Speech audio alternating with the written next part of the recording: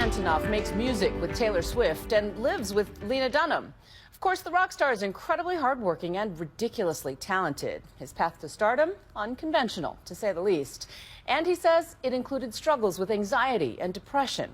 Tonight, the award-winning singer-songwriter takes my Nightline co-anchor Dan Harris inside his world.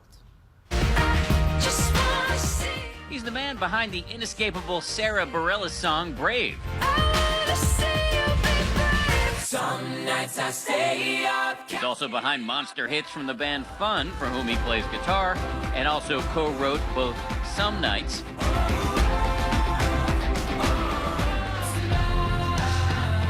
and the Grammy award-winning song. On top of that, he's also written songs like Out of the Woods for the musical juggernaut hit machine Taylor Swift.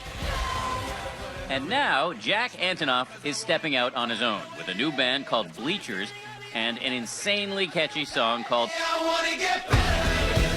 directed by his girlfriend Lena Dunham of the HBO show Girls.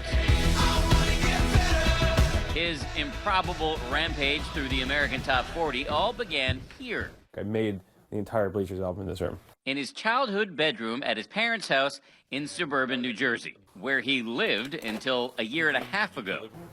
Lived in this house until you were 28? Yeah. Which makes me think I had to be the only person who was in, like, a seemingly successful band. Why were you living with your parents? I felt, and up until very recently, I felt totally uncompelled to move out. And were you really into your mom's cooking? No, it wasn't even that. I don't even really appreciate her cooking, to be honest. You can chart his entire chronology through the clutter. Does that seem like a murderer lives here? Or is it like... In his teens, Antonoff became obsessed with music. By the time he reached high school, where, and here's an interesting side note, he briefly dated a classmate named Scarlett Johansson, he was playing in bands. Every time I played a show, I'd write down the date, where it was, how much we got paid, when we played in the bill, and who else played. There's a lot of zeros here. Yeah, 0, 0. There's a lot of zeros. And this is my old band Steel Train on the cover of the Jewish Standard. He struggled in relative obscurity for many years until he and two other guys started a band called Fun. They blew up, hit the top of the charts, won Grammys, and toured the world. And you have gold records in here? Yeah, this is actually a platinum album, which is... That's pretty rare today. Very rare. It was during this heady time that Antonoff met two women who would change his life. The first was Lena Dunham. How did you two meet? My sister set us up on a blind date. Pretty quickly after that, it was like Serious Town? Yeah, yeah, Serious Town. The other woman to enter his life while he was riding high with Fun was Taylor Swift. They met while on the awards show circuit and decided to start writing music together. Lena Dunham posted this picture she took in their living room. Although Antonoff and Swift often work at a distance. So you guys aren't in a room together writing? You're actually just emailing back and forth? Usually. We've done the room thing, too. And it kind of, either way works, but there's something nice about, like, me working really hard on a track and trying to put this whole idea together, then sending it to her, and she hears it with totally different ears. But this is not a man content to be known as either arm candy or somebody else's songwriter. When he was out on the road with Fun, he started writing new songs for a new band called Bleachers. So you would wake up in some random city somewhere, instead of hanging out with the rest of the band, you would hole up and write songs? I just work a lot. I remember recording and writing a lot of I Want to Get Better in a hotel room in Malaysia. Malaysia? Yeah. I'd work on planes, I'd work on the bus. The first single, I Want to Get Better, was a hit. The video his girlfriend directed shows Antonoff as a shrink, but he will be the first to tell you he has spent a lot of time on the other side of the couch. It's all about loss and anxiety. His own loss and anxiety, to be specific.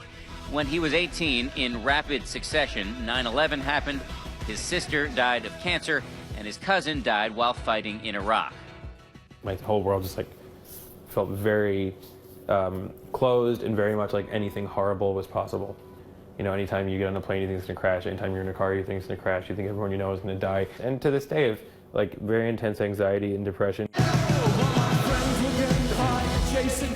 Those fears have not stopped him from leading a very public life.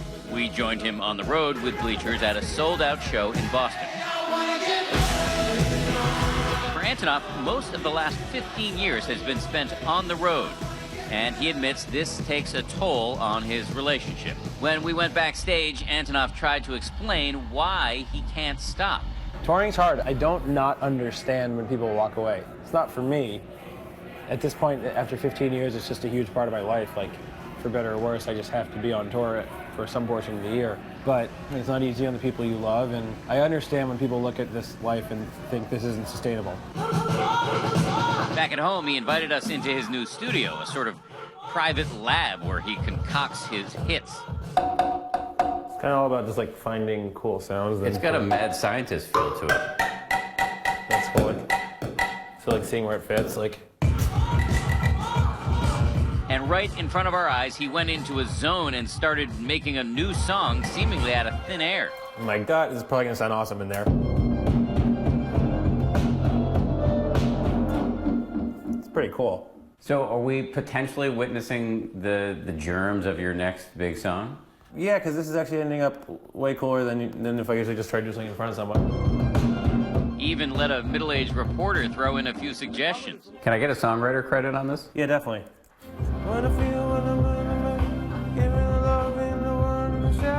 When you talk about I Don't Want to Want You, I start thinking about addiction. Interesting. Yeah, I'm rarely writing about a girl. Like, that is nice. Now you're really lobbying for some publishing here. So are you feeling a genuine sort of like I'm onto something buzz right now?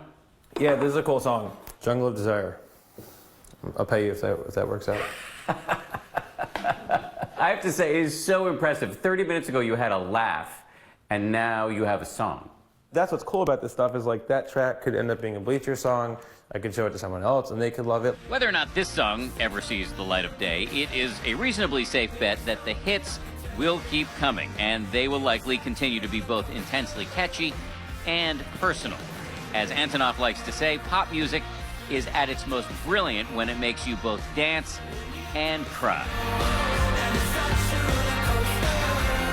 For Nightline, this is Dan Harris in New York.